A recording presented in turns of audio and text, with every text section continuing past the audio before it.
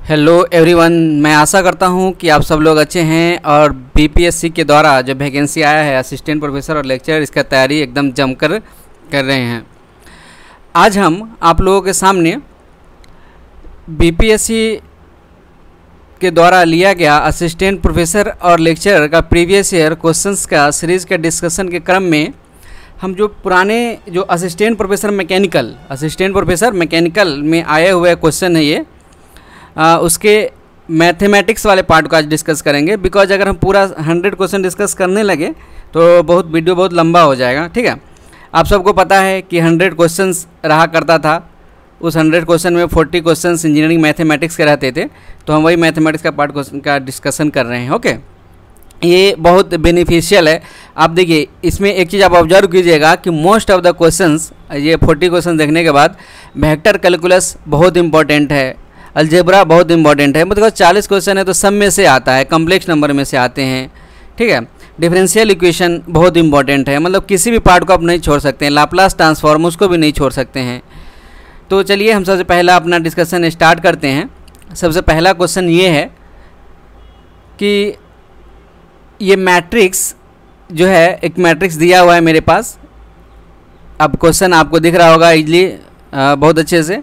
इसमें पूछ रहा है इज ए सिंगुलर, ये मैट्रिक्स सिंगुलर मैट्रिक्स है, देन लेम्डा इक्वल्स टू। अगर सिंगुलर मैट्रिक्स है तो लेम्डा का वैल्यू क्या होगा?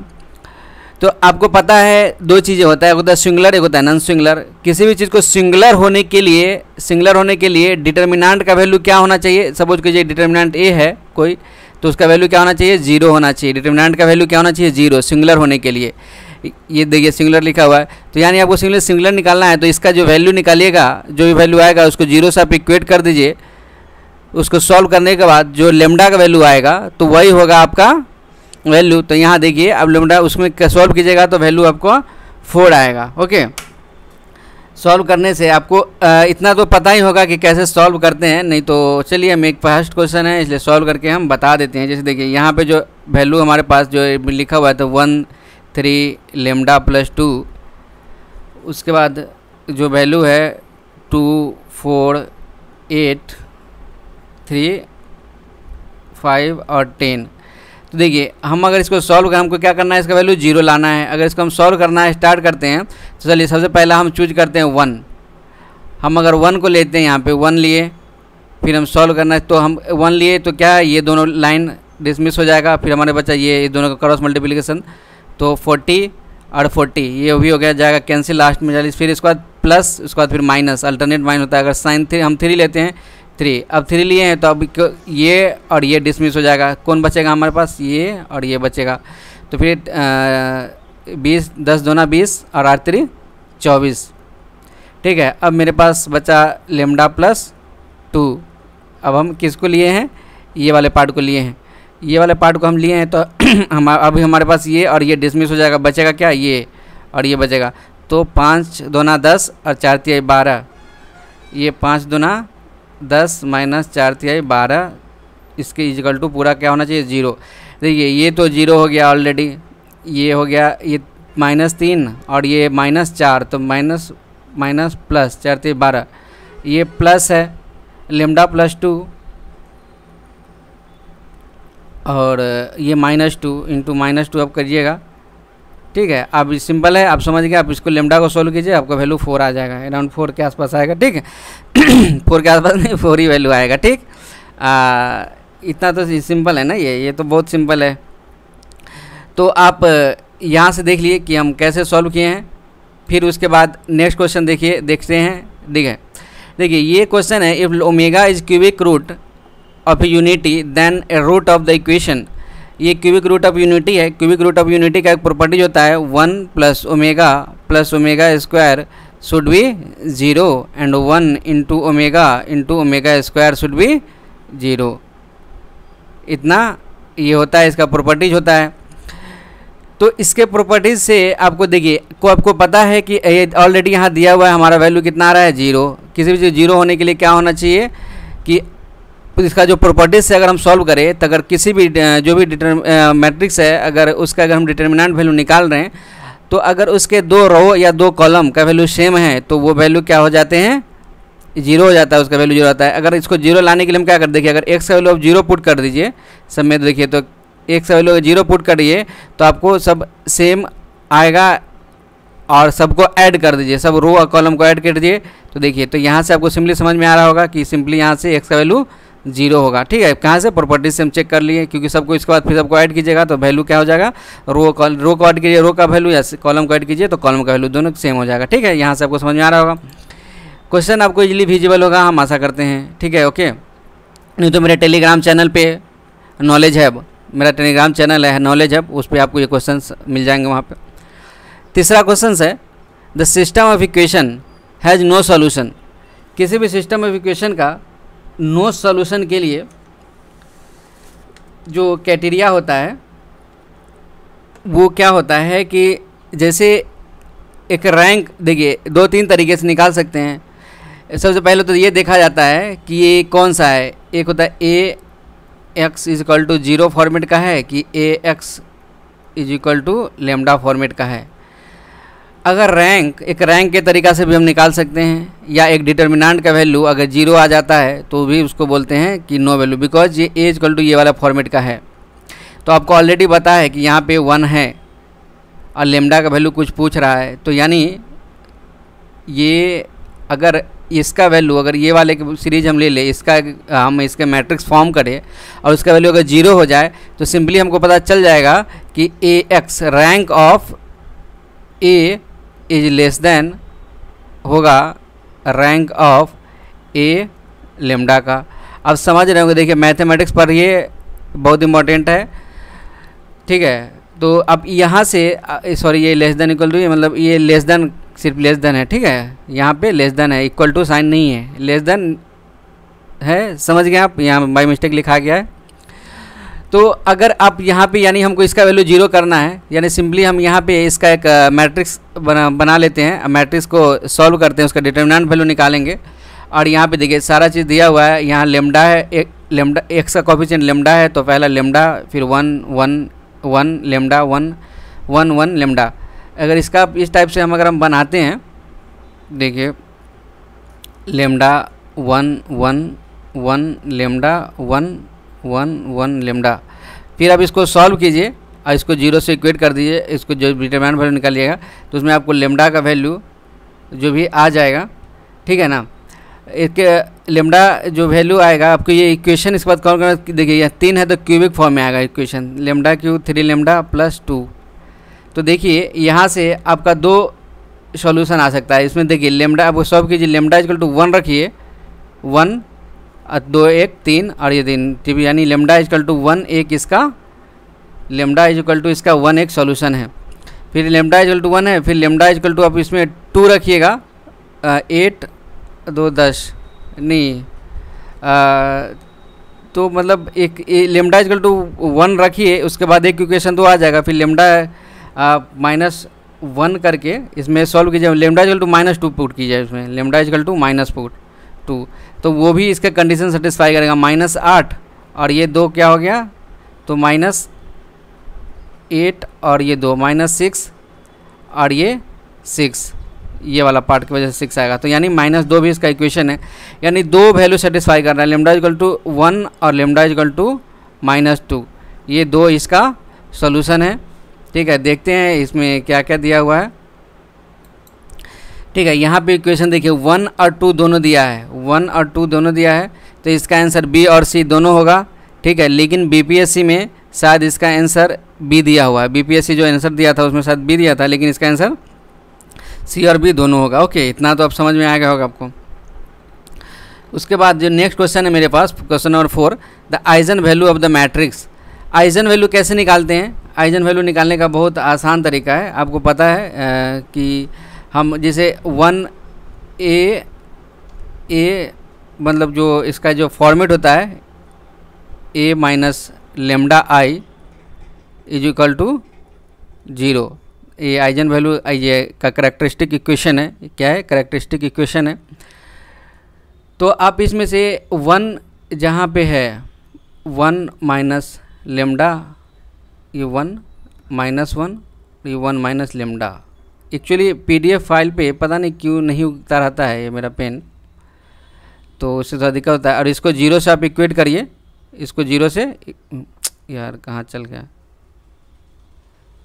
इसको 0 से आप इक्वेट कर दीजिए इस इक्वेशन को, और लेमडा का सोल्व यहाँ वैल्यू, इसको मैट्रिक्स का डिटर्मिनेंट वैल्यू निकालिए इसका, तो उसमें जो लेमडा का वैल्यू आएगा वही होगा आपका आइजन वैल्यू। ठीक है, तो ये करने के बाद आपका जो इक्वेशन आएगा वो इक्वेशन आएगा lambda square minus 2 lambda is equal to +2, because हम सॉल्व किए थे थोड़ा अभी, तो इसलिए बता रहे हैं आपको।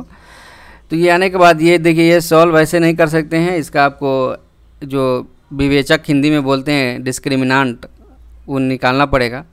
वो निकालने के बाद आपका लेमडा का वैल्यू आएगा, जो सॉल्व करने के बाद आपका आएगा 1 + लेमडा और 1 - लेमडा, यानी ए इसका आंसर है, ए आंसर है इसका। देखिए डिटेल पूरा सोल्यूशन करेंगे तो 2 मतलब मिनट समझाने का लग जाएगा, आप इसको समझ गए होंगे। आपको बेसिकली है कि क्वेश्चन पेपर देखना है कि क्वेश्चन पेपर क्या आया था।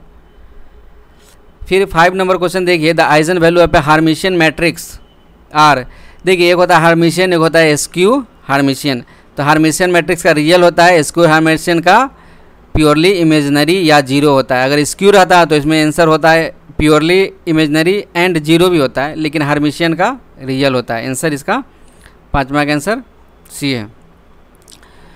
ओके फ्रेंड्स, हम आशा करते हैं कि आप लोग एंजॉय कर रहे होंगे हम, ठीक है।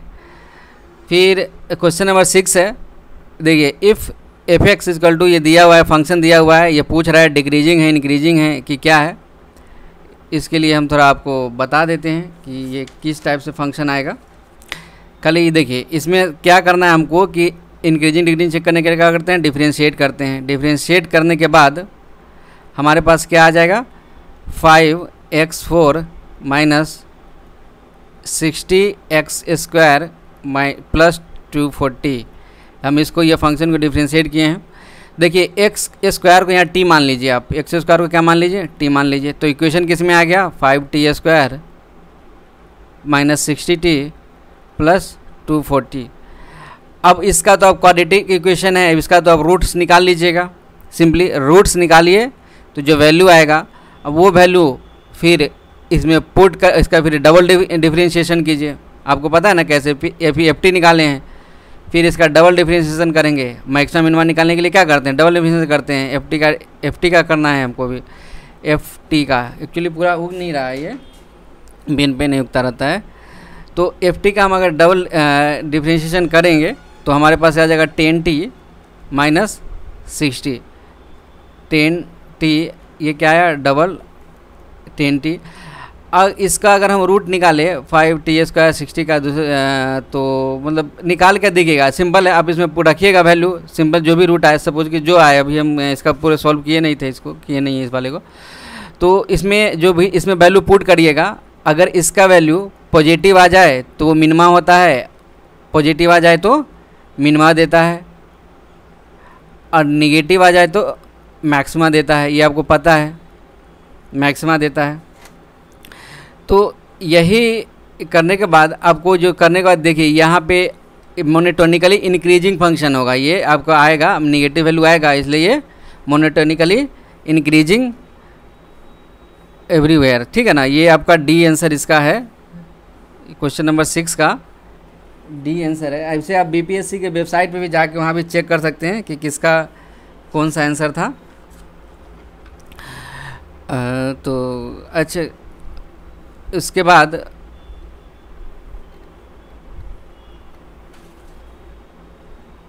ठीक है। अच्छा, ऐसे हमको 6 में क्वेश्चन में अभी थोड़ा सा डाउट है, लेकिन आप लोग खुद करके देखिएगा कि किस टाइप से आएगा, डी या ए आएगा, जो भी है। उसके बाद नेक्स्ट क्वेश्चन है, इफ़ फंक्शन f(x) इतना satisfy the Lagrange mean value theorem. ये लाग्रांजे मीन वैल्यू थ्योरम से है। Lagrange mean value theorem, Rolle's theorem, देखिए कैलकुलस वाला पार्ट है। तो देन 3 इतना the value of e, the e का वैल्यू कितना होगा। चलिए हम इसमें इस क्वेश्चन को इधर सॉल्व करते हैं, बिकॉज इसमें एक चीज़ है कि जैसे देखिए रोल्स थ्योरम में क्या होता है, कोई फंक्शन है, कोई भी उसको अगर वैल्यू निकालना है तो डिफरेंशिएट करके उसको 0 से इक्वेट करते हैं, तो वो होता है रोल्स थ्योरम का ही है। लाग्रांजे मीन वैल्यू थ्योरम में क्या होता है, अगर कोई फंक्शन है उसको हम डिफ्रेंशिएट करते हैं। वैल्यू हमको अगर सी निकालना है या ई निकालना है, यहाँ पे ई शायद पूछा है, तो उसमें और जो भी दो वैल्यू दिया रहता है, एक 2 या 4 के बीच में, 4 या 6 के बीच में दो लिमिट दिया रहता है, तो वही यहाँ पे ये पुट करते हैं हम। और जो फंक्शन ऑलरेडी दिया हुआ है, जैसे कि यहाँ पे फंक्शन दिया हुआ है हमारा एफ एक्स का वैल्यू हमको यहाँ दिया हुआ है एक्स स्क्वायर माइनस 4 दिया है। और जो लिमिट दिया है, मतलब किसके बीच में पूछा है हमको, 4 और 2 के बीच में पूछा है। 4 और 2 के बीच में हमको पूछा है कि क्या होगा, कौन सा वैल्यू एग्जिस्ट करेगा इसके बीच में। तो हम एक तो सबसे पहले F4 का वैल्यू निकालेंगे, F4 यानी FB का वैल्यू निकालेंगे यहाँ पे। तो F4 का वैल्यू निकालेंगे हम, तो यहाँ पे 4 का वैल्यू रखिए, तो 4 चौका 16 माइनस 4 गया तो 12 का रूट अंडर लीजिए तो 2√3, यानी FB का वैल्यू हमारे पास आ गया 2√3। फिर हम FA का वैल्यू निकालेंगे। FA हमारा क्या है, A क्या है हमारा 2 है, तो 2 इसका निकालेंगे। फिर इसमें 2 का वैल्यू रखिए, 2 दूना 4, ये वैल्यू क्या आ जाएगा 0। ठीक है, अब हम यहाँ पे पुट करेंगे, तो ये तो है 2√3, FA का वैल्यू हमारे पास 0 और B का वैल्यू 4 और A का वैल्यू हमारे पास 2, और ये हमको निकालना है F' C हमको क्या करना है, निकालना है। ठीक है ना। और F' में क्या करना है हमको, फिर ये F(x) का वैल्यू इतना दिया हुआ है, तो F' निकालने के लिए हमको इसको क्या करना पड़ेगा, डिफरेंशिएशन। तो F' हम लिख लेते हैं पहले, कितना आएगा, ये रूट में है तो 1/2 और x² माइनस 4 माइनस 1/2 और x² करेंगे तो 2x। एक्चुअली जगह ना होने की वजह से ऐसा हमको करना पड़ रहा है, तो इतना समझ गए होंगे। और x के बदले आप c पुट कर दीजिए, तो यानी x के बदले हम c पुट करेंगे तो देखिए पूरा ओवरऑल कुछ देखिए, यहाँ 2 से 2 कट जाएगा, x बचा, तो x के बदले हम तो c पुट कर रहे हैं c, और ये माइनस इसमें है तो इसको हम ऊपर ले आते हैं, c² माइनस 4। ठीक है, इस टाइप से। अब देखिए यहाँ पे तो 4 में से 2 जाएगा तो हमारे पास कितना बचेगा 2, और ऊपर ये 2 है तो 2 क्या हो जाएगा, कैंसिल, तो हमारे पास ओवरऑल क्या बच जाएगा √3। चलिए तो हम डायरेक्टली लिख लेते हैं यहाँ पे √3, ये मेरे पास √3, और ये इक्वेशन है आपको c/c² माइनस 4। अब क्या कीजिए, दोनों साइड आप स्क्वायर कर दीजिए, दोनों साइड क्या करिए, स्क्वायर करिए और सोल्व करिए, तो आपके पास c का वैल्यू आ जाएगा आपके पास ऑटोमेटिकली। इतना इसके बाद तो ईजी है, इतना के बाद तो ईजी है, तो ये x का वैल्यू आपके पास, c का वैल्यू आपको आ जाएगा √6। ओके, इतना समझ में आ गया होगा फ्रेंड्स। जिसको जो भी है आप स्क्रीनशॉट ले लीजिए या वीडियो पॉज कर करके आप लोग लिख लिया कीजिएगा। देखिए यहाँ पे डी आंसर है, सिंपल। वो जो कंसेप्ट था f' वाला, वो वाला फंक्शन याद रखना है।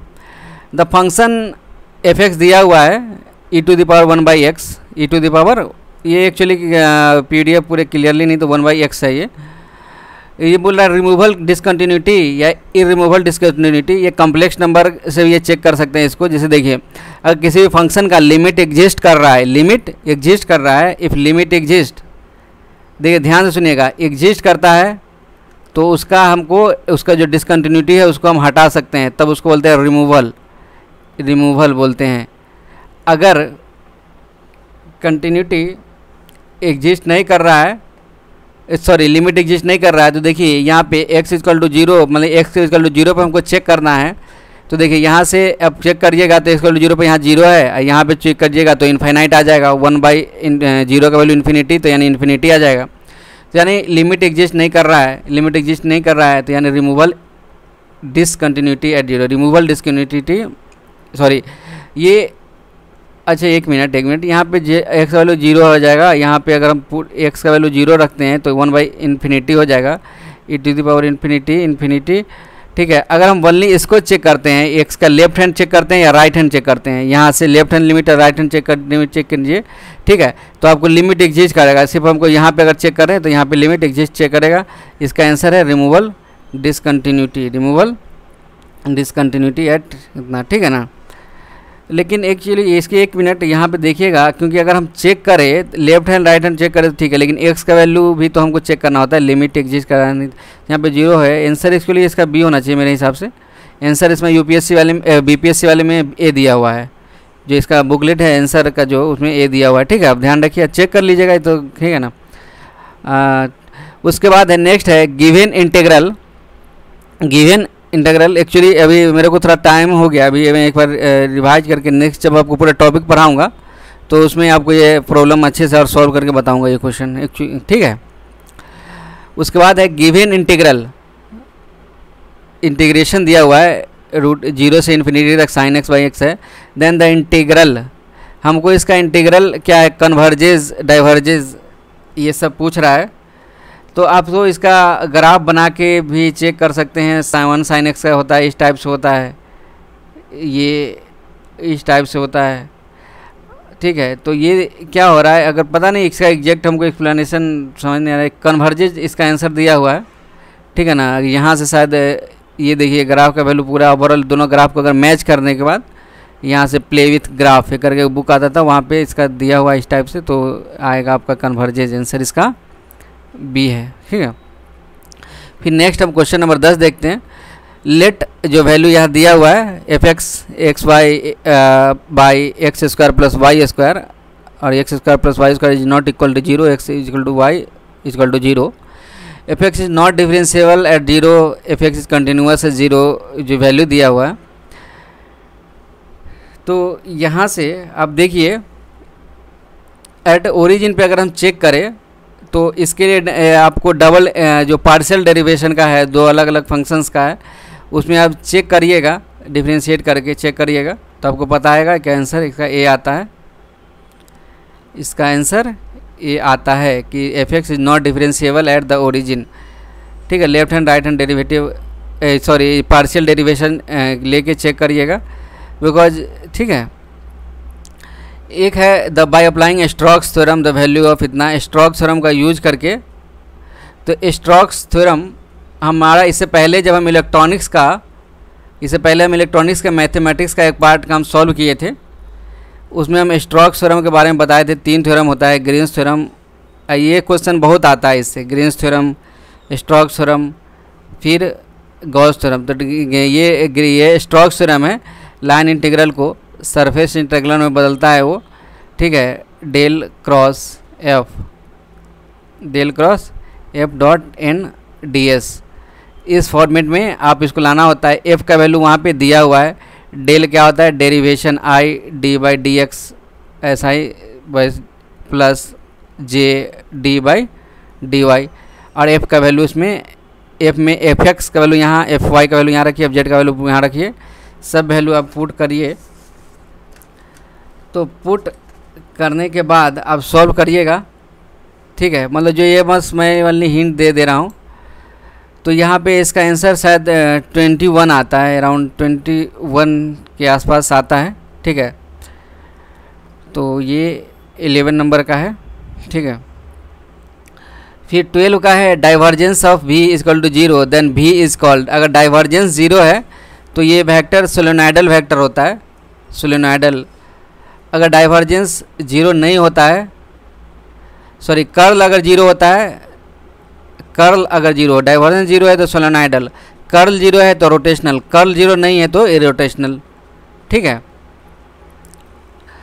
फिर एक 13 नंबर क्वेश्चन, ये किस चीज़ से रिलेटेड है, यूजिंग ग्रीन्स थ्योरम। ये ग्रीन्स थ्योरम का यूज किया गया है, मतलब यूजिंग ग्रीन्स थ्योरम का यूज करके देखिए दिया हुआ है effects then lines the X equal to 0 first. मतलब ये सिंपल ये क्वेश्चन ये बोल रहा है कि अगर हमारे पास ग्रीन्स थ्योरम है, ग्रीन्स थ्योरम में आपको एक चीज़ सबसे पहले याद रखना होगा कि उसमें f1 dx plus f2 dy, मतलब सिंपल जो है ये सर्फ एरिया इंटीग्रल को एरिया में बदलता है, एरिया से। तो इसमें इसको हम ऐसे लिख सकते हैं, डबल इंटीग्रेशन d, देखिए यहाँ जो f1 है, f2 है, सॉरी f2 के यहाँ ले आइए, f2 वाला पार्ट जो है यहाँ पे, और ये dx ये वाला पार्ट यहाँ पे, ये वाला पार्ट यहाँ पे, माइनस साइन df1 f2 हो गया, तब f1 और d यहाँ y होगा, और ये dx इंटू dy, ठीक है। इस टाइप से इसका सॉल्यूशन होता है। तो ये सब सॉल्व करने के बाद आपको यहाँ जो क्वेश्चन में दिया हुआ है क्वेश्चन जो दिया हुआ था एक्स वाई डी वाई, अच्छा क्वेश्चन में थोड़ा सा ये एक्स वाई डी वाई पहले दे दिया है, तो आप ऐसा करिएगा कि अगर इस क्वेश्चन को आप रीराइट करते हैं minus Y square D X plus X Y D Y, यहाँ पे f1 का वैल्यू क्या है, ये हो गया f1, ये हो गया मेरा f2, तो ये दोनों वैल्यू यहाँ पुट करिए। ये क्या, और ये हाँ, अरे ये क्या बोला था, फर्स्ट क्वाड्रेंट, ये फर्स्ट क्वाड्रेंट का 1 से 1 के बीच में, ठीक है। यानी जो आपका लेना है यहाँ पे जो इंटीग्रेट करने के बाद 0 से लेके 1 तक वैल्यू आपको इसमें पुट करना है, 0 से लेके 1 तक वैल्यू क्या करना है, पुट करना है। x इजकल टू 0 भी रहेगा और y इजकल टू भी 0, यहाँ भी x इजकल टू भी 1 रहेगा और y इजकल टू भी 1 रहेगा। तो इसका अगर हम नेक्स्ट स्टेप लिखें यहाँ पे, अगर देखिए f1 ये है, f1 का मतलब यहाँ y2 लिखना है, माइनस y2 लिखना है, माइनस और यहाँ माइनस प्लस हो जाएगा। चलिए हम लिखते हैं, ठीक है, इसको इरेज कर देते हैं आपको। चलिए यहाँ जगह है, यहाँ पे लिखा जाएगा, चलिए लिखिए 1 मिनट। तो इसमें अगर हम लिखें तो इंटीग्रल हम बता रहे थे, ये ऐसा करिएगा, तो यहाँ पे आपका आ जाएगा D X Y by D X minus D minus Y square by D Y, और यहाँ D X into D Y, okay. और ये 0 से लेके 1 तक करना है आपको। तो अगर आप देखिए डी एक्स है तो डी एक्स 1 हो गया, D Y by D X बच गया आपके पास। तो यहाँ पे डी एक्स, तो यहाँ पे क्या आ जाएगा, y को हम कॉमन निकालेंगे तो डी एक्स करेंगे तो 1 हो जाएगा, ठीक है। माइनस माइनस प्लस, ये माइनस प्लस, और ये हो जाएगा 2y, ये है D X into D Y, sorry D X into D Y अब नहीं रहेगा 0 से लेके 1 तक, ठीक है। और ये y प्लस वाई 3y हो गया D X into D Y. अब देखिए 0 है, ये 1 है, ये डबल इंटीग्रेशन है, एक्चुअली गलती से 1 हो जा रहा है मतलब।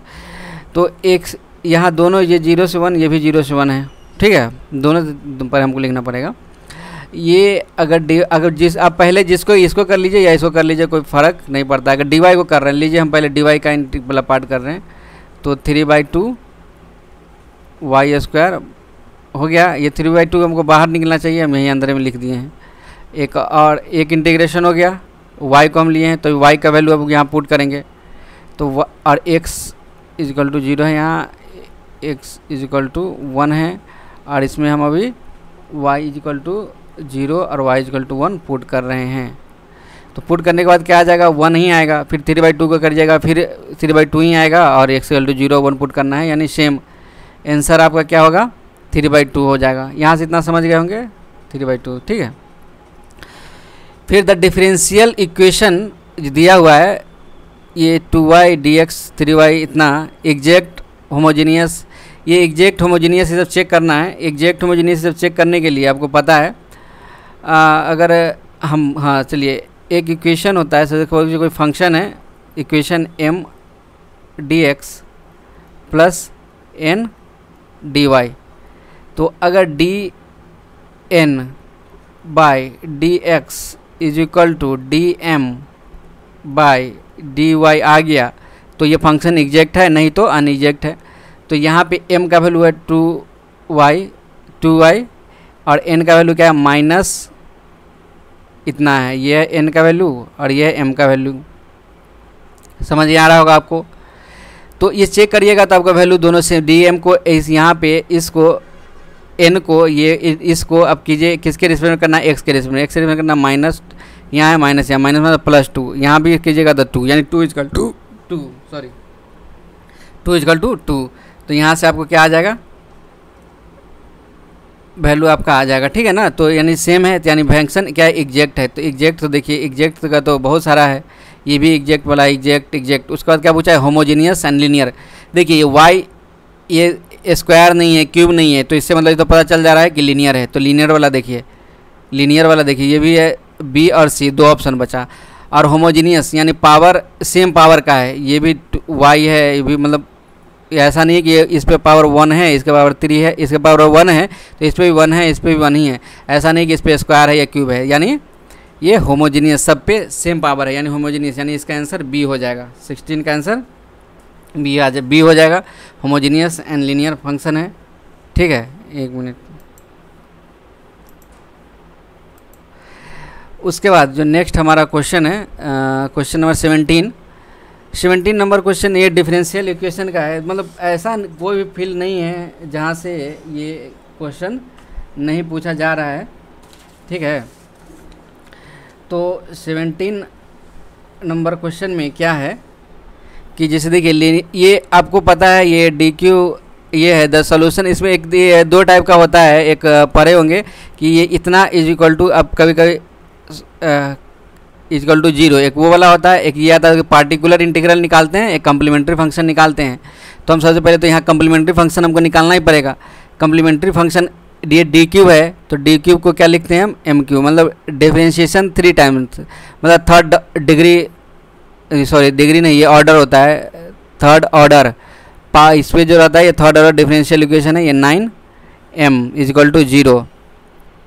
अब सॉल्व कीजिए, यहाँ से m का वैल्यू एक तो 0 आएगा और एक 3 आएगा और एक -3 आएगा, ठीक है।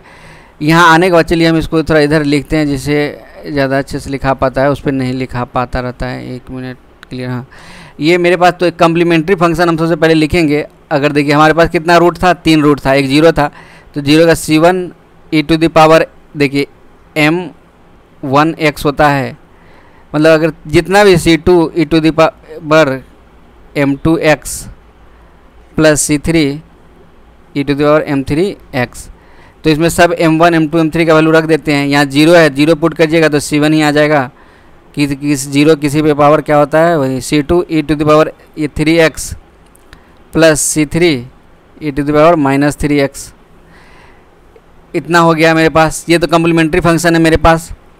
फिर एक पार्टिकुलर इंटीग्रल हमारे पास पूछ रहा है, तो पार्टिकुलर इंटीग्रल में अच्छा क्या था यहाँ पे दिया हुआ, अच्छा दिया हुआ है cos x दिया हुआ है। देखिए तो cos x दिया हुआ है, तो cos x दिया हुआ है, तो cos x में सबसे पहले हम देखते हैं ये cos ये अल्फ़ा x, ये देखते हैं अल्फ़ा का वैल्यू कितना है। यहाँ पे अल्फ़ा का वैल्यू क्या है, अल्फ़ा का वैल्यू 1 है, ठीक है। तो अगर इस टाइप से रहता है तो हम सबसे पहले क्या करते हैं कि पार्टिकुलर इंटीग्रल निकालने के लिए तो cos जो भी रहता है cos अल्फ़ा x लिखते, cos x लिखते हैं बाई जो भी जो ये इक्वेशन था, ये एक मिनट इसको हमको मिटाने दीजिए। ये जो इक्वेशन है मेरे पास, तो इसमें देखिए ये वाले पार्ट को इसके ऊपर लिखते हैं, यानी ये वाले पार्ट को इसके ऊपर लिखते हैं इन टर्म्स ऑफ डिफरेंशिएशन। क्या है, डी है, डिफरेंशिएशन को कैसे डी से नोट करते हैं, डी क्यू माइनस 3 डी, इस टाइप से हम इसको लिख सकते हैं। 3 नहीं है, 9 है ना शायद, वहाँ पे 9 है, 9d होगा, ठीक है। और ये हम क्या करते हैं, जब cos x वाला फंक्शन रहता है तो अल्फ़ा को क्या करते हैं, देखिए यहाँ पे सॉरी अल्फ़ा को नहीं, डी, ये डी है तो d² इज इक्वल टू हम -α² पुट करते हैं। तो अल्फ़ा का वैल्यू 1 है तो ये हो जाएगा -1, ठीक है।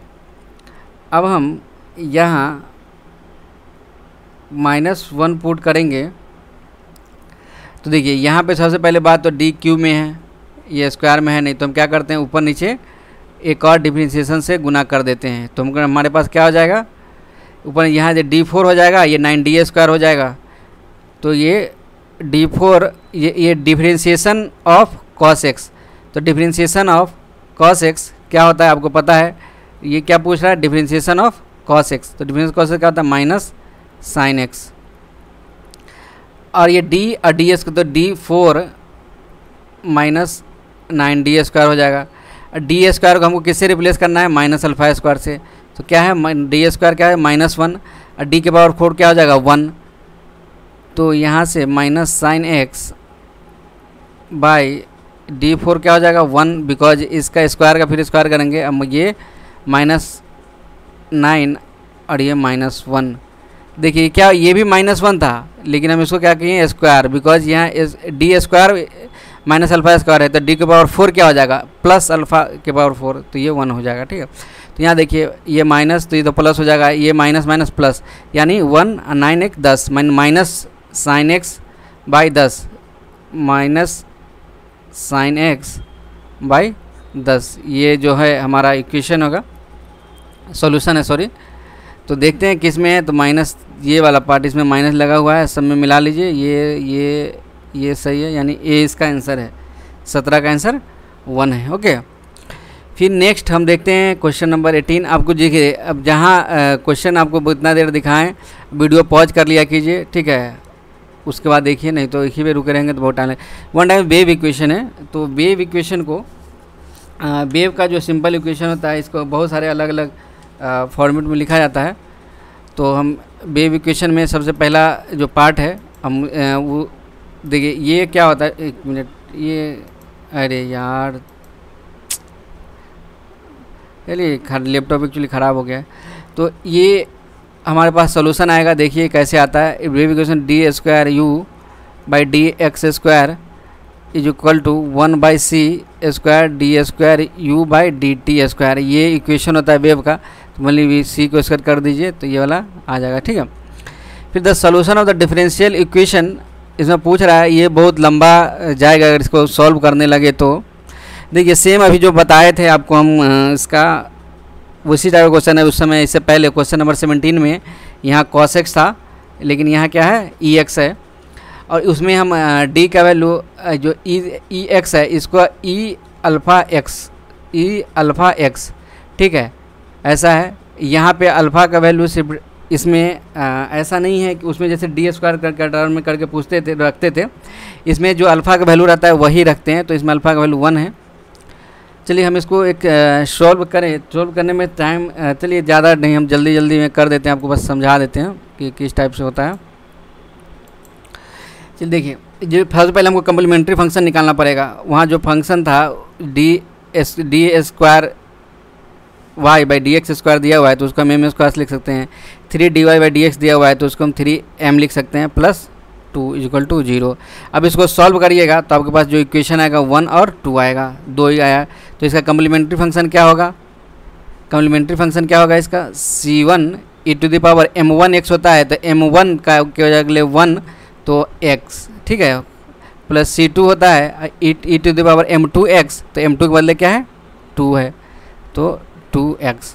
ये हमारा आया कम्प्लीमेंट्री फंक्शन। अब हमको निकालना है पार्टिकुलर इंटीग्रल।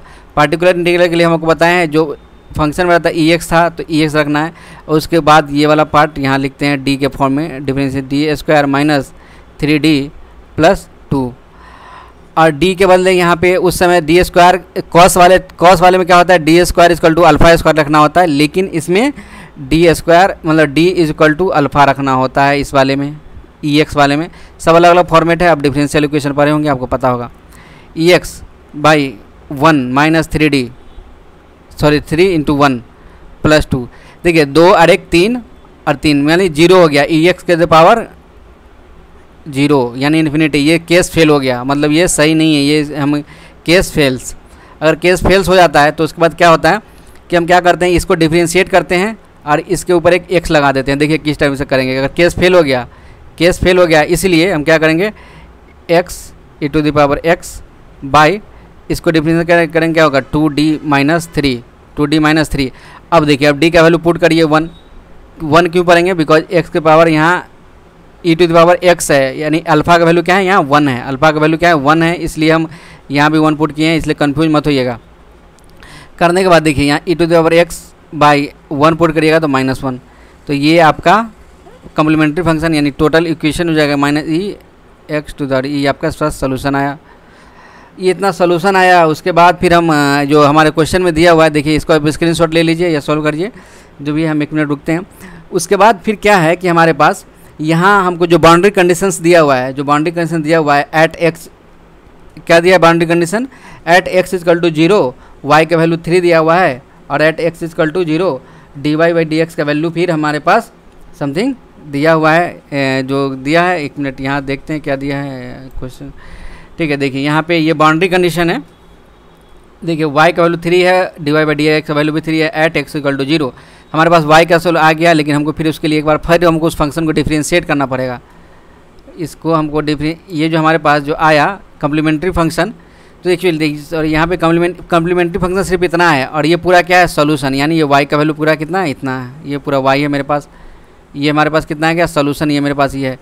तो इसमें हम एक बार x इक्वल टू 0 यानी इसको 0 रखेंगे और y का वैल्यू 3 रखेंगे, सब करिएगा तो आपको C1 plus C2 equal to 3 आ जाएगा। ठीक है, वैसा ही करते हैं, एक मिनट, जब इतना तक कर दिए हैं तो उतना ही कर ही देते हैं। जब बाउंड्री कंडीशन पुट करेंगे y equal to 3, C1 plus C2 आ जाएगा मेरे पास।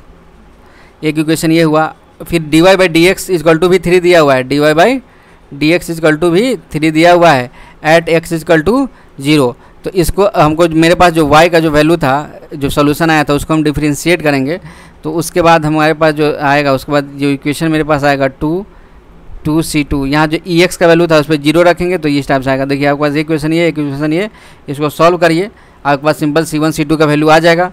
C1 और C2 का वैल्यू कितना आएगा, C1 का वैल्यू आपके पास आएगा 2 और C2 का वैल्यू आएगा आपके पास 1।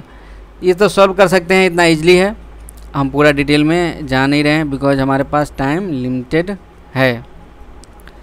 इतना समझ में आ गया होगा, ठीक है ना, इतना तो समझ में आएगा ये कैसे। अच्छा, एक चीज़ हो सकता है लोगों को समझ में एक चीज़ नहीं आया होगा कि हम dy बाई डी एक्स कैसे लिख देते हैं, इतना हम कर देते हैं। ठीक है, dy बाई डी एक्स कैसे आया मेरे पास, तो dy बाई डी एक्स हम निकालेंगे तो जो हमारे पास जो इक्वेशन है तो वो देखिए dy बाई डी y मेरे पास था यहाँ, अब इसका हम dy बाई डी एक्स निकालेंगे। फिर वो dy बाई डी एक्स हमारे पास है C1 e to the power x plus यहाँ पे 2C2 होगा, e to the power 2x था, इसलिए ये 2 यहाँ पे आ गया बिकॉज डिफरेंशिएशन में आपको पता है माइनस एक्स ए एक्स माइनस ई एक्स। अब इस वाले में आपको वैल्यू पुट करना है ये, बिकॉज बाउंड्री कंडीशन दिया हुआ है at x equal to 0, dy by D x equal to 3 है, तो ये हम 3 रखें। यहाँ पे x इक्वल टू 0 रखिएगा तो ये हो, देखिए यहाँ पे x इक्वल टू 0, दोनों पहले है, दोनों वाले में सेम कंडीशन है, x इक्वल टू 0 रखेंगे तो ये हो जाएगा क्या 1, तो C1, तो ये C1, x इक्वल टू फिर यहाँ पे हमको 0 रखना है तो ये भी क्या हो जाएगा 1, तो ये क्या बचेगा हमारा 2C, तो टी x इक्वल टू 0 तो ये तो पूरा 0 हो जाएगा, x इक्वल टू 0 तो x इक्वल टू 0 तो ये क्या हो जाएगा मेरे पास 1 हो जाएगा। एक मिनट, तो यहाँ हमारे पास आएगा -1। ठीक है, इस टाइप से इक्वेशन आएगा। फिर इसको आप सॉल्व करिए, C1 plus C2 equal to 2 हो जाएगा इसको के बाद। ठीक है, यहाँ -1 था। ठीक है, यही होता है, एकाएक बताने पे थोड़ा सा मिस हो जाता है, लेकिन आपको हम मेन थीम बता दे रहे हैं। ठीक है, आप उससे अपना अच्छे से देख लिया कीजिएगा। इसके बाद है नेक्स्ट, तो हाँ, तो सोल्यूशन कौन सा आएगा 1 2 करके हम बता दिए आपको कौन सा आएगा। तो इसके बाद करने के बाद 1 हम बताए थे, C1 का वैल्यू क्या आता है 2, तो C2 की इसमें है, देखिए इसमें भी लेंथ ये वाला आएगा। ठीक है, ये आंसर होगा इसका। 20 नंबर क्वेश्चन क्या है, the solution of the differential equation.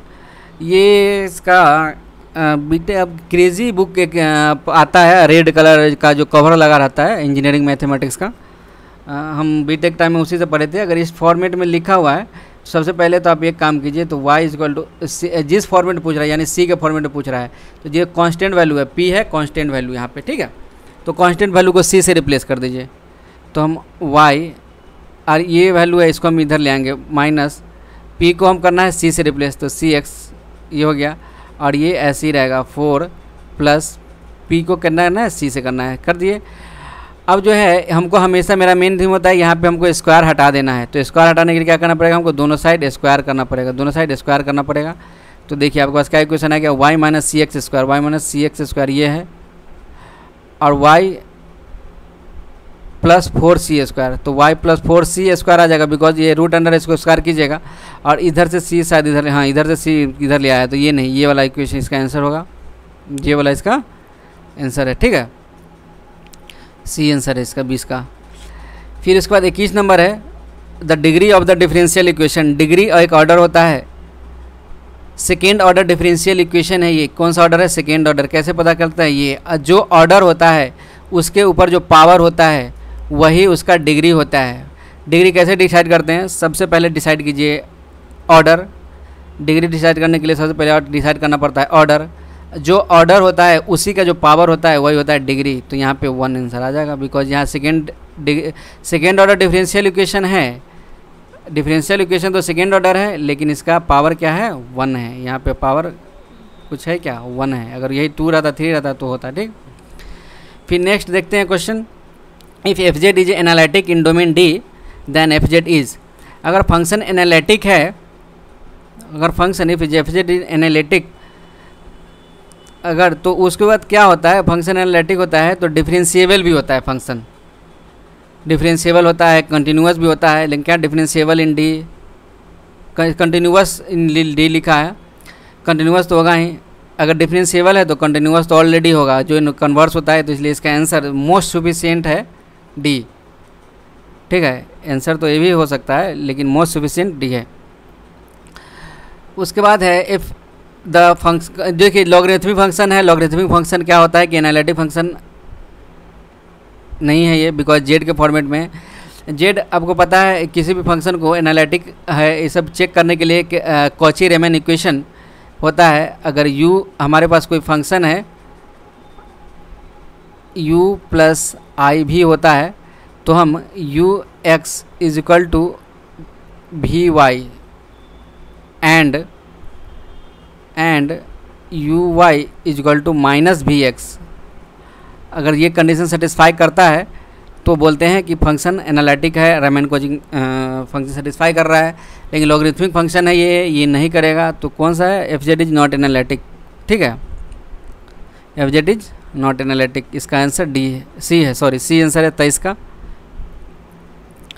फिर नेक्स्ट क्वेश्चन देखते हैं 24 नंबर। ये तो थ्योरम है directly, if f z is analytic in simply connected domain d then the every close path c is, ये इसका आंसर बी होगा। Integral cycle integral f z is equal to d z. अगर कोई singularity point नहीं है उसमें तो answer b होगा, और इसमें कोई सिंगुलरिटी पॉइंट की चर्चा नहीं की गई है। देखिए ये 25 नंबर क्वेश्चन है, 25 नंबर गिवन इतना, तो ये कम्प्लेक्स नंबर का है। देखिए कम्प्लेक्स नंबर से कितना क्वेश्चन आ रहा है। ये पोल निकालने वाली कहानी है कि पोल कैसे निकाला जाता है। देखिए हम अगर पोल निकालें, हम क्या दिया हुआ था, z square is equal to z square is equal to क्या दिया हुआ है वहाँ पे, जेड, वहाँ पे एक्चुअली पता नहीं चल रहा है कि Z square is equal two plus A square है कि माइनस ए स्क्वायर है। चलिए हम दोनों लेके सॉल्व करते हैं, एक काम करते हैं, दोनों लेके हम सॉल्व करते हैं। तो अगर हम इसको ऐसे लिख सकते हैं, z square is equal to z minus i a z plus i a, ठीक है, इसको ऐसे लिख सकते हैं हम। तो आप पोल के बारे में पढ़े होंगे, अगर इसको आप इक्वेट करिए जीरो से, दोनों से, तो z is equal to minus i ए और जेड इजकल टू आई ए आएगा आपके पास। अच्छा देखिए यहाँ पे हमको माइनस लिखना पड़ेगा, सॉरी एक चीज़, बिकॉज यहाँ पे हमको माइनस लिखना पड़ेगा, बिकॉज आई इज इंटू आई कीजिएगा तो आई स्क्वायर होगा, तो आई स्क्वायर का वैल्यू -1 होता है। यानी जो जेड इजकल टू आई ए आया मेरे पास, ये इस पे पावर कुछ नहीं है, यानी ये सिंपल पोल है। अगर जेड स्क्वायर पे कुछ रहता पावर, स्क्वायर क्यूब 3 ये सब होता है, तो सब, तो इसलिए ये सिंपल पोल है। आई ए, हम आई ए ऐसे लिखा करते हैं, एक्चुअली ये आई ए ऐसे लिखना चाहिए, हम टेढ़ा करके लिख देते हैं, तो आई ए होगा, ठीक है। अगर फिर हमको इसका रेसिड्यू निकालना है, रेसिड्यू पूछ रहा है, तो रेसिड्यू निकालने के लिए होता है, रेसिड्यू ऑफ किसी भी फंक्शन का हमको निकालना है। रेसिड्यू अगर हमको किसी फंक्शन का निकालना है तो जेड इजकल टू आई ए, जो भी जिस पॉइंट पे निकालना है इस पॉइंट पे निकालना है, और हो गया। तो इसके बाद हम इसका लिमिट निकाल देते हैं। लिमिट जेड इजकल टू आई ए पे हमको निकालना है, तो देखिए इसको हम इस ढंग से लिख सकते हैं, जेड माइनस आई ए से जगह नहीं है, चलिए जो ग्रीन कलर से लिखा हुआ है जेड स्क्वायर बाई, देखिए यही चीज़, फिर हमको ये वाला पार्ट यहाँ लिखना है, ये वाला पार्ट यहाँ लिखना है। देखिए यहाँ से ये और ये कट जाएगा, तो हमारे पास ये भी माइनस ही था, यहाँ भी माइनस था बताए हैं, तो ये वाला पार्ट बचेगा। और इसमें आप z is equal to minus i a put करिएगा तो आपके पास क्या आ जाएगा, देखिए जेड इजकल टू माइनस ये क्या हो जाएगा, i square a square by z is equal to minus i a put करना है हमको, तो z is equal to minus i a करना है, तो यहाँ माइनस मेरे पास 2IA आ जाएगा। तो देखिए एक आई से एक आई कट जाएगा, ए से एक कट जाएगा, तो यानी -1/2 IA रेसिड्यू हो गया -1/2 IA। ठीक है, देखते हैं आंसर में क्या है। तो इसका आंसर तो सी दिखा रहा है, मतलब मेरे को तो ये सी आ रहा है। ठीक है, एक्चुअली ये माइनस होगा, फिर ये आंसर ए दिया हुआ है, हमारा आंसर ये माइनस इसलिए आया है बिकॉज हम इसको प्लस ले लिए थे, प्लस लिए हैं। इसका आंसर एक्चुअली ये क्या है, माइनस है, तो इसलिए आंसर हमारे इस वाले से जस्ट उल्टा कर दीजिएगा आप। देखिए एक्चुअली हम इसको पहले सॉल्व किए नहीं थे, बस आपके सामने सॉल्व कर रहे हैं। ठीक है, मेरे पास उतना टाइम रहता नहीं है, एक्चुअली मेरा कॉलेज रहता है, हमारा भी किसी और चीज़ का प्रिपरेशन चल रहा है। तो ठीक है, तो इसमें आपका आंसर इसका ए है। ठीक है, बिकॉज माइनस नहीं आएगा, यहाँ हमारा माइनस क्यों आया, बिकॉज हम यहाँ पे प्लस लिए हैं इसलिए, लेकिन यहाँ पे माइनस है तो सारा कहानी ये चेंज हो जाएगा। ठीक है, ये यहाँ तो ये बात तो वही रहेगा, लेकिन यहाँ पूरा कहानी चेंज हो जाएगा।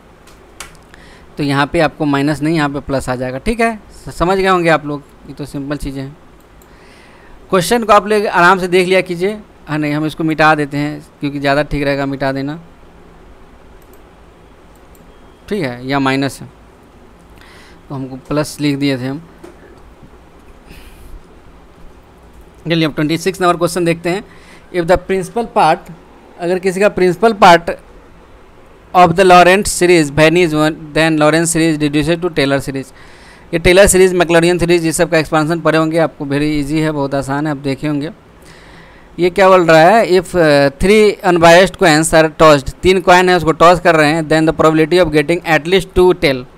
अगर 3 कॉइन को टॉस करते हैं तो बहुत पुराना क्वेश्चन है, सब लोग पता है कि 8 को चीज़ें आता, 8 आता है, हेड आएगा, या तो अगर तीनों बार टेल आ गया तो टेल हेड आएगा, या हेड टेल आएगा, या फिर हेड टेल आएगा, या फिर टेल हेड आएगा, या फिर टेल हेड आएगा। कितना हो गया, 1 2 3 4 5 6 हो गया, 2 और बचा रह गया, जैसे हाँ 2 बचा ये रह गया कि एक हेड टेल हेड और फिर टेल हेड टेल, बीच वाला पार्ट बचा रह गया।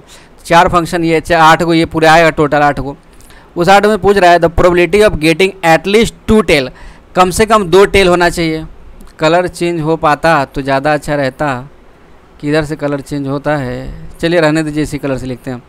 देखिए यहाँ पे 2, कम से कम 2 टेल, तो कम से कम 2 होना चाहिए, यानी 1 को नहीं लेना है, यानी कम से कम 2 वाले में तो ये आ गया, इसमें 3 है तो 1 2 3 आया मेरे पास, 1 2 3। ठीक है, अच्छा एक यहाँ यानी 4, यानी 4 टेल है, यानी 4 टोटल कितना है 8 है, तो ये 1/2 इस वाले का एटलीस्ट 2 टेल का, एंड एटमोस्ट 2 टेल, ज़्यादा से ज़्यादा 2 टेल, 2 टेल से ज़्यादा नहीं होना चाहिए, नहीं 2 टेल से ज़्यादा वाला क्या कहानी नहीं होना चाहिए, तो उसमें तो कौन 2 से ज़्यादा नहीं होना चाहिए, यानी 3 टेल नहीं होना चाहिए, 3 टेल नहीं होना चाहिए, यानी तो इसमें कौन कौन हो जाएगा, एक ये होगा और एक ये हो जाएगा और एक ये हो जाएगा, बिकॉज 2 टेल हमको नहीं चाहिए, यानी 1 टेल चाहिए या नहीं टेल चाहिए, तो यानी 3/8 हो जाएगा, बिकॉज टोटल 8 है और 3 हमारा डिजायर आया। समझ गए होंगे आप कि क्या पूछ रहा है, ज़्यादा से ज़्यादा एटमोस्ट 2, मतलब 2 से ज़्यादा नहीं, यानी हमको 1 या 0 लेना है, तो 3/8 का आंसर ये आएगा, बी आ जाएगा। ठीक है फ्रेंड्स, उसके बाद जो नेक्स्ट क्वेश्चन है मेरे पास, ये 28 क्वेश्चन है, ये बॉक्सिंग अनबॉक्सिंग क्या बोल रहा है यार, 3 निकालना है, आप इसको सॉल्व करिएगा, आपका आंसर इसका डी आ जाता है शायद। क्वेश्चन को आराम से इसका स्क्रीनशॉट ले लीजिए, हम 1 मिनट यहाँ वेट करते हैं। ये क्वेश्चन है, इसका स्क्रीनशॉट लीजिए, आप पढ़िए। ठीक है, ये क्वेश्चन बहुत मज़ेदार क्वेश्चन है।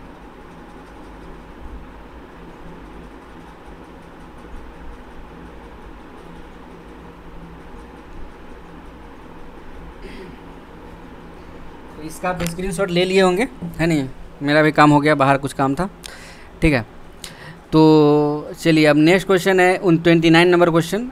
ये क्या बोल रहा है, the second moment about the origin Mewtwo the variance is given by. चलिए इसका आंसर बी है, आप लोग देखिएगा, 29 का आंसर बी है। ठीक है, तो उसके बाद हम देखते हैं, मेरा ये क्वेश्चन नंबर 30 है। क्वेश्चन नंबर 30 में क्या बोल रहा है कि what is the probability of getting 7 heads in 12 flips. ये क्वेश्चन बाइनोमियल थ्योरम का है। बाइनोमियल को थ्योरम ये बोलता है NCX। बहुत सिंपल क्वेश्चन है, P to the power x Q to the power n-x, यानी जो टोटल कितना है 12, तो आपको n का वैल्यू 12 रखना है। 7 x का वैल्यू कितना है, कितना ट्रायल कर रहे हैं, 7 ट्रायल कर रहे हैं trial. What is the probability of getting 7 heads. अब किसी भी मतलब सिक्का को उछालिए तो या तो हेड आएगा या टेल आएगा, तो प्रोबेबिलिटी ऑफ सक्सेस क्या होता है 1/2, प्रोबेबिलिटी ऑफ सक्सेस। और फेल्यूर क्या होगा, इसी में 1 में से 1/2 घटाना है, फेल्यूर भी 1/2 ही, Q का वैल्यू भी 1/2 ही होगा। तो आपके पास सारा वैल्यू आ गया। n 12 है, n कितना है 12, n कितना है 12, Q x सब वाला पुट करिए वैल्यू, आपको ये आ जाएगा आंसर। ठीक है, फिर इसके बाद नेक्स्ट क्वेश्चन है, ये पॉइजन डिस्ट्रीब्यूशन पे है क्वेश्चन। पॉइजन डिस्ट्रीब्यूशन पे प्रोबेबिलिटी ऑफ पॉइजन डिस्ट्रीब्यूशन का फार्मूला होता है e to the power minus lambda. Lambda होता है वह mean value into lambda to the power x। x होता है डिजायर हमारा जो क्या है ट्रायल, ठीक है, जो x का वैल्यू दिया रहेगा इतना, x के बाद फैक्टोरियल। ये है पॉइजन डिस्ट्रीब्यूशन। ठीक है, तो मीन विथ पॉइजन डिस्ट्रीब्यूशन आप यहाँ वैल्यू रखिएगा। देखिए x इजकल टू -3 दिया हुआ है। अब अगर x इजकल टू -3 दिया हुआ है और आप इसका x इजकल टू -3 हम मॉड में दिया हुआ है, देखिए तो x इजकल टू की, इसको हम सॉल्व करते हैं। एक्चुअली इससे पहले सॉल्व तो किए नहीं हैं। अगर हम इसमें माइनस, तो ये तो प्लस हो जाएगा इजकल टू 1। तो x अगर हम इसको इधर ले आते हैं, इसको इधर ले आते हैं, तो x इज़ ग्रेटर देन 2 हो जाएगा। अगर x हम ग्रेटर देन 2 का वाला पार्ट लेते हैं, क्या बोला है, x is a Poisson random variant with mean दिया हुआ है, यानी लेमडा का वैल्यू 3 दिया हुआ है मेरे पास। लेमडा का वैल्यू यहाँ पे कितना है 3 दिया हुआ है, यानी 3 यहाँ पुट करना है आपको। देखिए अच्छा, ये एलिमिनेट करके नहीं निकाल सकते बिकॉज सब में 3 दिया हुआ है। होता है ना, जब से नहीं आ रहा तो एलिमिनेशन कर लिए। x का वैल्यू मीन है कि x हमारे को पता चल जाए तो पता चल जाएगा। ठीक है, अच्छा देखिए, हाँ एक चीज़, x अगर यहाँ पे देखिए कौन सा आंसर सेटिस्फाई कर रहा है, हिट एंड ट्रायल मारिए। ठीक है, एग्जैक्ट सोल्यूशन इसका नहीं पता है तो यहाँ x अराउंड 2 आएगा रहा है। अगर उल्टा अच्छा पॉजिटिव लेके चलेंगे तो 1, x इक्वल टू 4 आ जाएगा यहाँ पे, x इज लेस देन 4। ठीक है, 4 आ रहा है यहाँ मैक्सिमम, यहाँ भी 2 है, यहाँ भी 2 है, और 2 का फैक्टोरियल भी क्या होता है 2 होता है। तो या तो आंसर ये होगा या ये होगा, ये दोनों में से कोई एक होगा।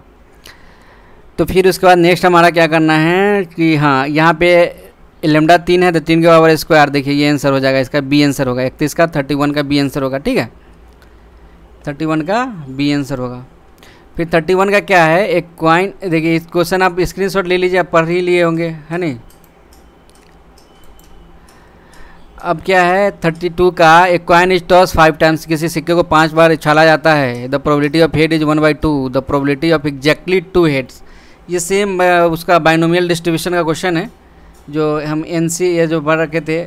यहाँ x का वैल्यू यहाँ पे 2 हो जाएगा, इस वाले केस में x क्या है 2 है, और n का वैल्यू क्या है 5 है, और p 1/2 और q 1/2। और यहाँ पे इसको सॉल्व कर लीजिए, आपको इतना इजली है ये, तो ये C आंसर आ जाएगा इसका। क्या आंसर आएगा इसका, C आंसर आ जाएगा 5/16। इसमें सॉल्व करने की ज़रूरत नहीं है ना, ये सब इजी क्वेश्चन है। फिर देखिए यहाँ ये 33 नंबर क्वेश्चन, ये 33 नंबर क्वेश्चन है। इसका क्या बोलते हैं, ये मीडियन का है, मीन मीडियन का है। क्या बोल रहा है, इन बैच ऑफ 15, इसका आंसर डी है, आप सॉल्व करिएगा। ठीक है, ये रूट ऑफ, स्क्रीनशॉट ले लीजिए, हम टाइम भी दे ही रहे हैं। ए रूट ऑफ एक इक्वेशन दिया है, needs to be found using Newton's Raphson method if initial guess x0 is 0 than the new estimated. मतलब जो न्यूटन रैप्सन मेथड का जो फार्मूला है, मतलब ये जो इक्वेशन होता है न्यूटन रैप्सन मेथड, उसका फार्मूला आपको पता होगा। न्यूटन रैप्सन मेथड का होता है xi + 1। हमको अगर कोई रूट निकालना है इज xi, मतलब इससे एक ज़्यादा नेक्स्ट रूट होता है fxi, by f differentiation x i, ठीक है, एफ का डिफ्रेंशिएशन है। तो यहाँ से देखिए हमको अगर x1 निकालना है तो यहाँ आई का वैल्यू क्या होता है 0 1 2, बस हमको यहाँ में पूछ रहा है नेक्स्ट रूट, यानी ये 0 का वैल्यू दिया हुआ है, x0 का वैल्यू दिया हुआ है कुछ क्वेश्चन में, देखिए क्या दिया हुआ है x0 का वैल्यू, 1 मिनट, x0 का वैल्यू दिया हुआ है 0, x0 का वैल्यू हमको ऑलरेडी 0 दे दिया है, x0 का वैल्यू 0 दे दिया है, तो x1 का पूछ रहा है क्या होगा, ठीक है। तो हमको तो सबसे पहले fx का जो फंक्शन है उसको डिफरेंशिएट करना पड़ेगा। fx का फंक्शन है x4 माइनस 3x प्लस 1, हमको सबसे पहले इसको डिफरेंशिएट करना पड़ेगा। डिफरेंशिएट करने के बाद हमारे पास आएगा 4x क्यूब, क्या आएगा -3। तो अब हम इसमें यहाँ पुट करेंगे, इसको यहाँ पुट करेंगे और x0, तो चलिए मानिए कि हम i का वैल्यू 0 पुट करते हैं बिकॉज हमको 1 चाहिए, तो x1 क्या हो जाएगा यहाँ 0, बिकॉज x0 हो जाएगा ना ये, तो x0 का वैल्यू हमको दिया हुआ है 0, माइनस fx यहाँ 0 पुट करना है, यहाँ 0 यहाँ 0, तो ये 1 है या 1 है, ये है नहीं, तो ये 1 ये आया मेरे पास यहाँ, फिर हमको इसका वैल्यू 0 पुट करेंगे। देखिए हम एक स्टेप एलिमिनेट कर रहे हैं, ठीक है, अब उतना टाइम थोड़ी है, ठीक है। तो यहाँ ये -3 आ जाएगा, तो माइनस माइनस प्लस इसका आंसर आ जाएगा, उसके बाद 1/3 आ जाएगा, इसका आंसर हो जाएगा B, 34 का आंसर हो जाएगा B, ठीक है।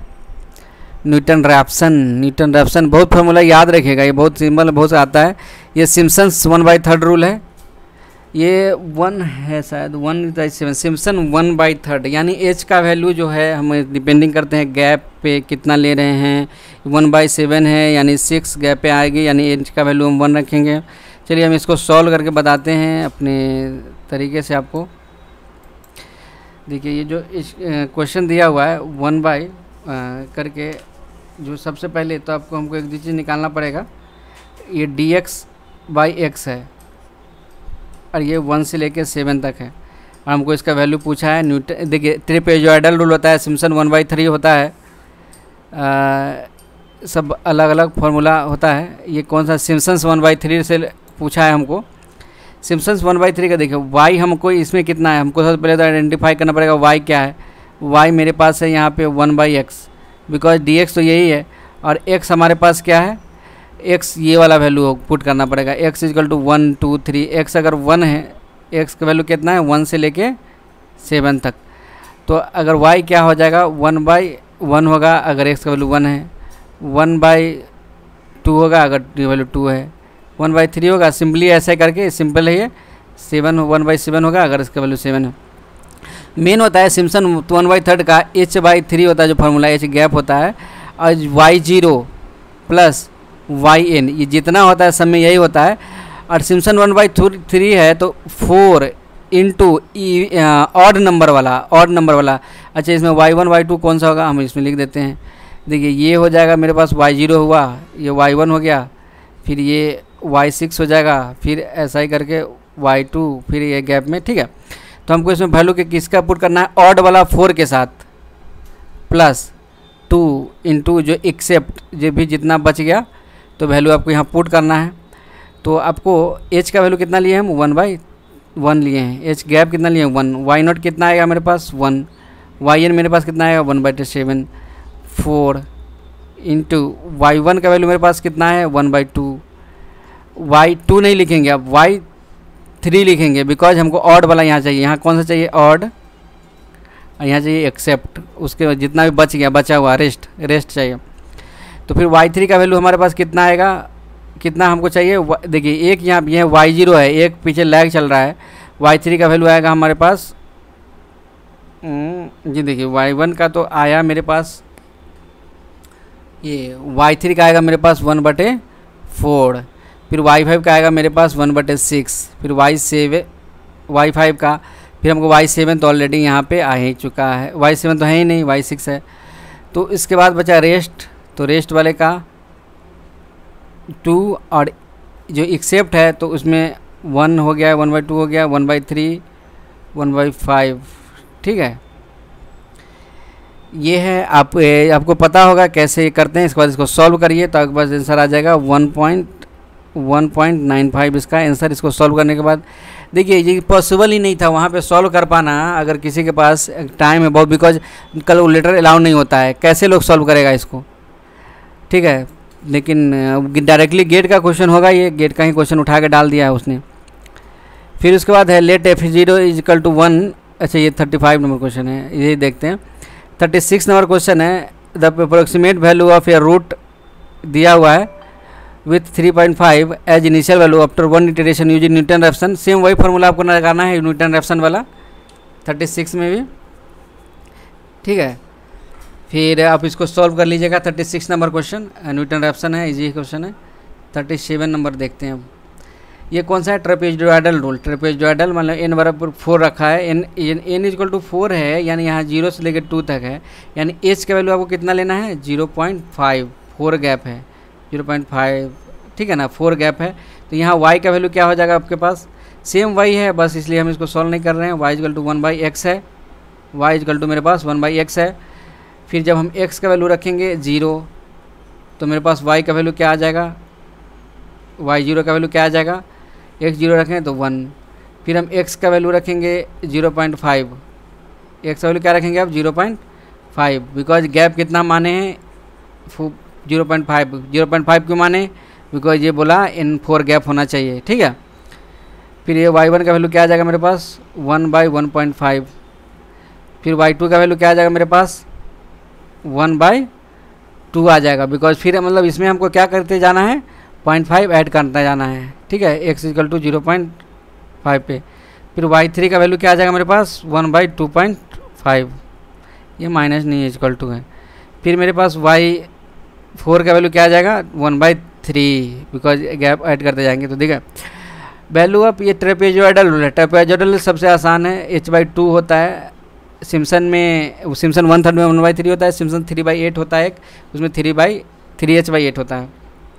इसमें खाली हम y0 और yn मतलब शुरू का और लास्ट का लिखते हैं। शुरू का क्या है yn है, लास्ट का क्या है ये है, तो 1 + 1/3 इज इक्वल टू 2 और रेज जितना भी शेष बचा ये तो सबका 1/1 + 5 1/1.5 + 1/2 + 1/2.5 ये मेरे पास आ गया। इसको सॉल्व करिएगा, आपके पास आंसर आ जाएगा, ये सी वाला आंसर आ जाएगा, ठीक है।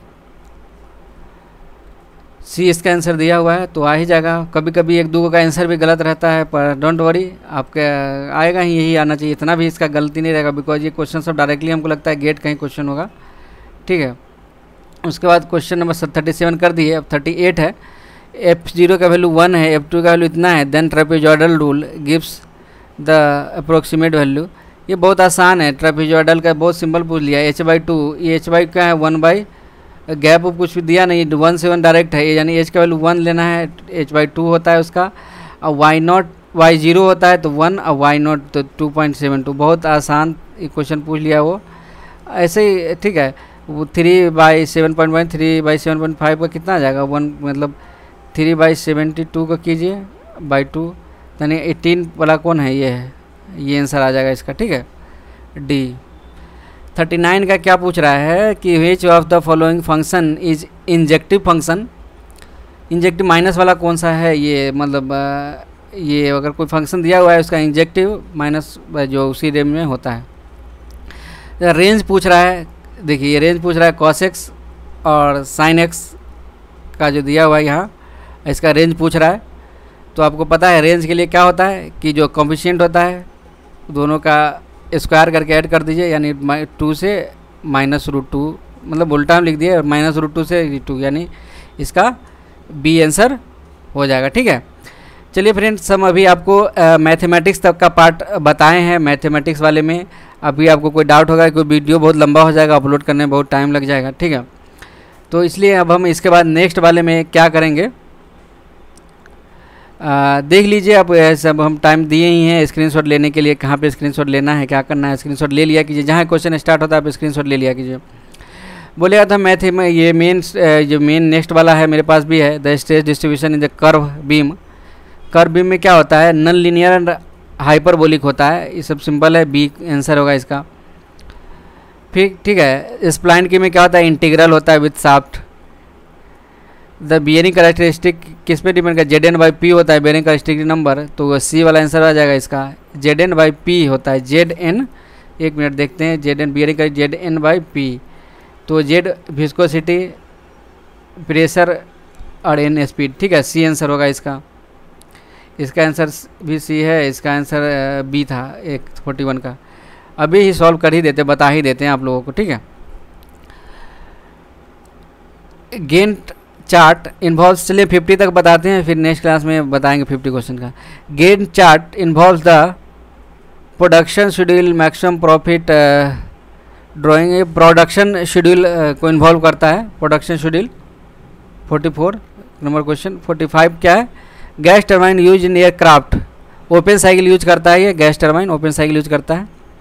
ये मैथ एफेक्ट्स इतना देन द डिफरेंशियल दी गई, यहाँ पे मैथ वाला सिंपल क्वेश्चन ये दे दिया, इसको डिफरेंशिएशन किसको नहीं निकालना है पता नहीं, ये तो हमको फिर अब x है तो x को बाहर निकालिए x dy, फिर y को बाहर निकालिए एक dx, तो कौन सा x, देखिए उल्टा वाला होगा, यहाँ y के साथ dx और x के साथ dy, इसका बी आंसर हो जाएगा।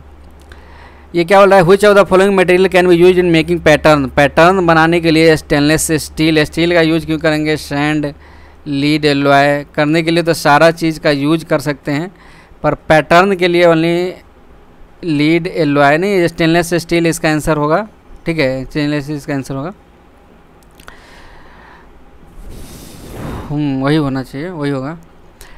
Blade of power saw is made from, blade of power saw किससे बना होता है, हाई स्टील, हाई मतलब इससे हाई स्टील से बना होता है, ठीक है, blade of power saw. Rack angle कभी होता है, पॉजिटिव नेगेटिव कुछ भी हो सकता है। काइनेटिक विस्कोसिटी का यूनिट सारा का सारा है, ठीक है, ये स्टॉक मीटर इसका, ये CGS यूनिट्स है, ये CGS यूनिट है, ये SI यूनिट्स है, ठीक है, ऑल ऑफ देम इसका आंसर है, डी आंसर है। चलिए हम नेक्स्ट, बिकॉज हम नेक्स्ट क्लास में और डिस्कशन करेंगे फ्रेंड्स, ठीक है, आज तक इतना ही रखते हैं, थैंक यू।